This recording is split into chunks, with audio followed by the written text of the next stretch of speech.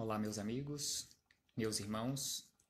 Aqui estamos chegando mais uma vez, neste início de tarde do dia 28 de maio de 2020, para mais uma vez estudarmos o Evangelho de Jesus à luz da doutrina espírita. Por isso, agradecemos a Deus, agradecemos a este Pai de infinita bondade e amor pela dádiva da vida. Agradecemos a Jesus de Nazaré por esses belíssimos ensinamentos que ele nos deixou. Agradecemos aos espíritos amigos pelo amparo, pela proteção, pela assistência que sempre tem nos dado ao longo da nossa trajetória. Agradecemos a todos vocês que vão chegando e se conectando para nos auxiliar com as suas vibrações, com a participação de todos nos nossos estudos, nas nossas reflexões. Então agradecemos a todos, recebam todos o nosso abraço fraterno e de gratidão pela presença, pela companhia. Sejam todos bem-vindos e que possamos aproveitar da melhor maneira possível este momento de estudos do Evangelho de Jesus à luz da doutrina espírita. E aqui estamos chegando neste momento para estudarmos mais um capítulo do livro Calma. Calma, serenidade, paciência, resignação em relação aos problemas da nossa vida, com certeza é isto que nós necessitamos nesta nossa caminhada de dores e sofrimentos em um mundo de provas e expiações. Então que possamos, sob a regência de Jesus, sob a luz do seu Evangelho praticado no nosso dia a dia, trilharmos o nosso caminho da melhor maneira possível, aprendendo constantemente, na prática, estes ensinamentos. Então, o capítulo de hoje do livro Calma, que é o capítulo 27, tem como título Opiniões Alheias. Então, aqui Emmanuel nos chama a atenção em relação àqueles momentos em que ficamos chateados, ficamos às vezes nervosos, irritados em relação às opiniões alheias, às opiniões contrárias, aquelas opiniões dos outros que acabam às vezes nos tirando do prumo, nos tirando daquele chamado ponto de equilíbrio, nos tiram do sério. Então, por quê? Por que nós ainda agimos desta forma?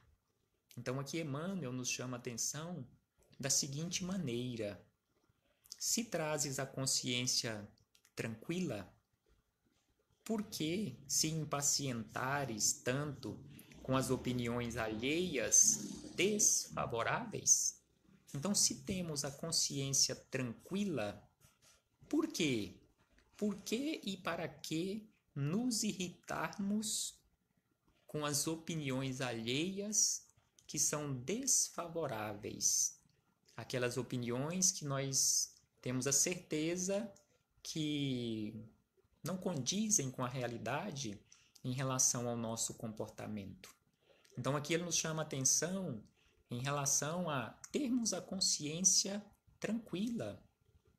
Então, se temos a consciência tranquila, não precisamos nos irritar, não precisamos entrar nestas vibrações negativas, não precisamos descer a faixa vibratória negativa, desequilibrada daquele ou daqueles companheiros que nos tragam ou que nos apresentem opiniões desfavoráveis a nós. Se a sua consciência não te acusa de nada em relação àquilo que alguém está te acusando, em relação àquilo que alguém está opinando de forma contrária, então não precisamos entrar em desequilíbrio. Sigamos adiante, cabeça erguida, paz na consciência e fé no futuro, conforme nós encontramos na doutrina espírita, que nos fala sobre isto, de termos a consciência tranquila e a fé no futuro. Na sequência, Emmanuel nos diz ainda: cada pessoa fala daquilo que conhece, oferecendo o que seja ou o que tenha. Então, aqui, sem sombra de dúvida, cada pessoa tem o seu patrimônio particular. E exatamente este patrimônio que ela tem a apresentar. Se ela tem um determinado conhecimento, é este conhecimento que ela defende, é este conhecimento que ela tem condições de apresentar. Igual ele fala aqui, que conhece, que seja ou que tenha. Então, o que a pessoa tem é o que ela vai apresentar. Não adianta e não precisa nós esperarmos da outra pessoa aquilo que ela não tem a oferecer ou cobrarmos da outra pessoa aquilo que ela não tem condições de nos ofertar. Então, nós precisamos também ter essa noção, termos esta consciência em relação às outras pessoas, que em muitas situações nós queremos que as outras pessoas nos ofertem aquilo que nós mesmos não temos condições de nos ofertar. E aí ele chama a atenção ainda que a suposição dos companheiros a nosso respeito nasce daquilo que eles estimariam ou estimam fazer.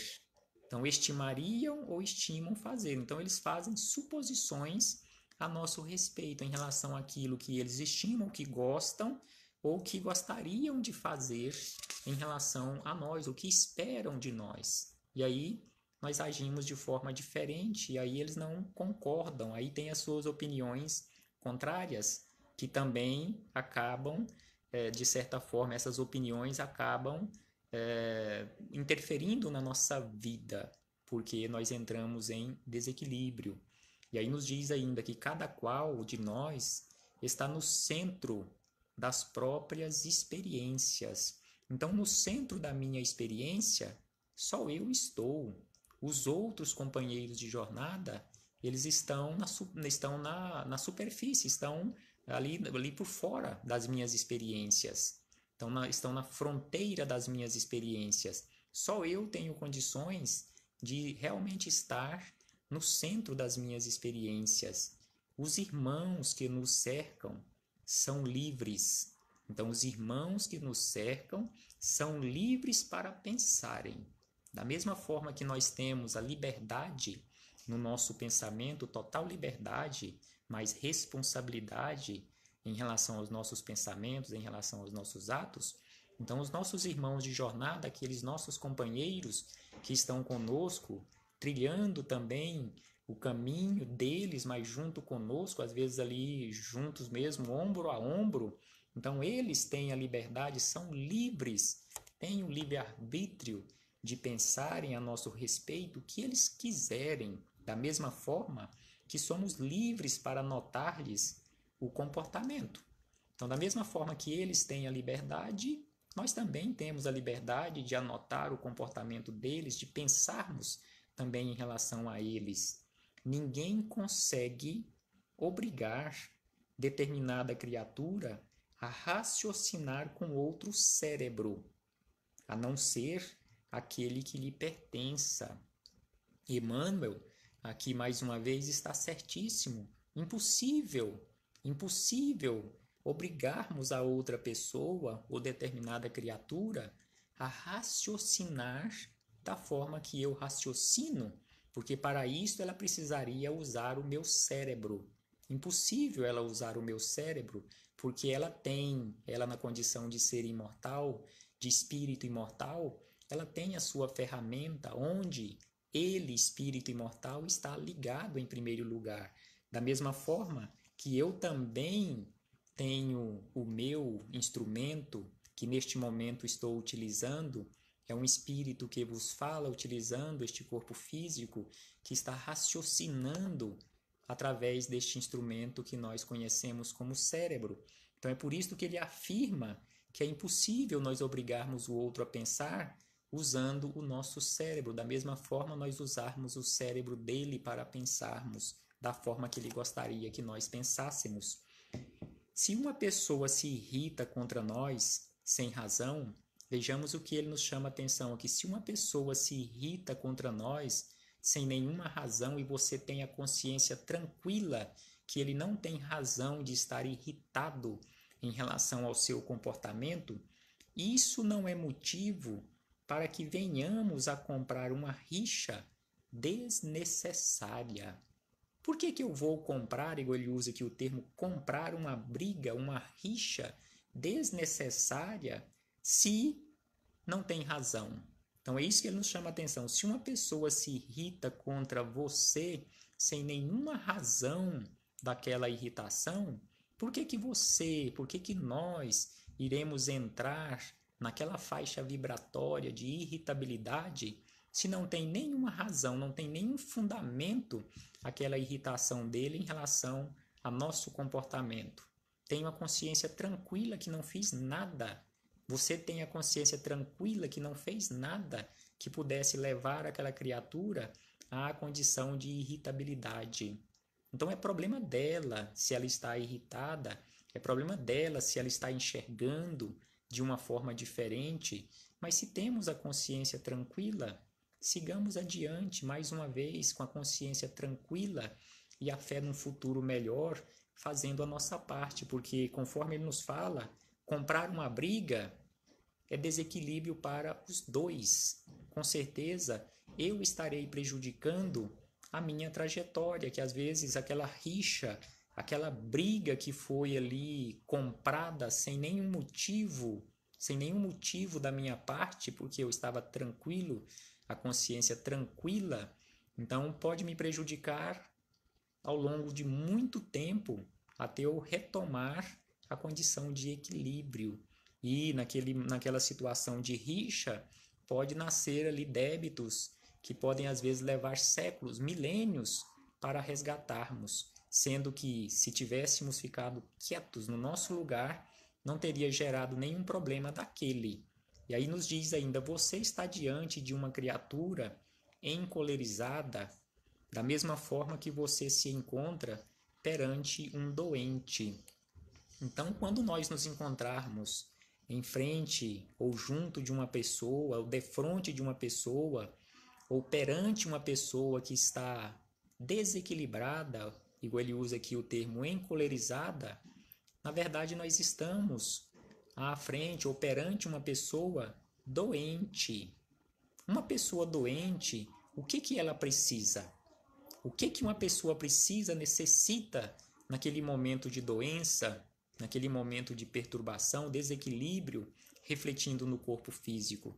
Sem sombra de dúvida, conforme Emmanuel nos fala aqui, aquela pessoa precisa de auxílio, ela precisa de amparo, ela precisa de cooperação, ela precisa de um braço forte, de um ombro amigo, às vezes de um colo, para até lhe carregar. Então, que possamos realmente, numa situação desta, enxergarmos nesta pessoa, não naquela condição de coitadinho, mas olharmos aquela pessoa e enxergarmos aquela pessoa com os olhos da misericórdia, ou através dos olhos da misericórdia. Termos compaixão daquela pessoa e agirmos para auxiliá-la, não entrando no estado de cólera, de desequilíbrio em que ela se encontra, porque senão, ao invés de um, serão dois doentes. E com certeza, naquele momento, um equilibrado vai ter condições de auxiliar o desequilibrado. Se os dois estão em desequilíbrio, quem auxiliará quem? Então precisamos manter o equilíbrio, auxiliando aquele que se encontra em condições de maiores doenças do que nós. Toleremos, nos chama a atenção Emmanuel, toleremos os outros para que os outros nos tolerem, porque nós também precisamos de tolerância dos outros. Então precisamos tolerar. Da mesma forma que precisamos ser amados, nós precisamos amar as outras pessoas. Então é isto que nós precisamos, tolerar os outros.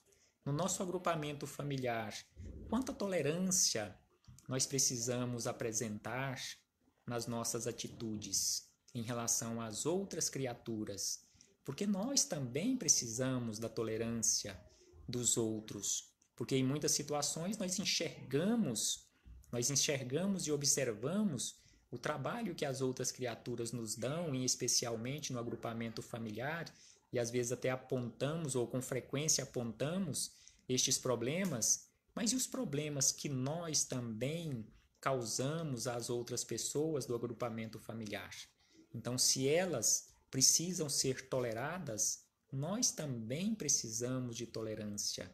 Da mesma forma que os espíritos amigos nos falam quando nos dizem sobre a indulgência, nós precisamos ser indulgentes em relação às falhas, os equívocos dos outros, porque de indulgência também precisamos nós. E por último, Emmanuel nos diz, hoje, então ele fala do hoje e do amanhã. Hoje, alguém terá perdido a serenidade à nossa frente. Então aqui ele nos fala que hoje, neste momento, alguém poderá ter perdido a serenidade, o equilíbrio, ter entrado num estágio de cólera ou um estado de cólera à nossa frente. Qual será ou qual deveria ser o nosso comportamento em relação à atitude desequilibrada daquele nosso companheiro?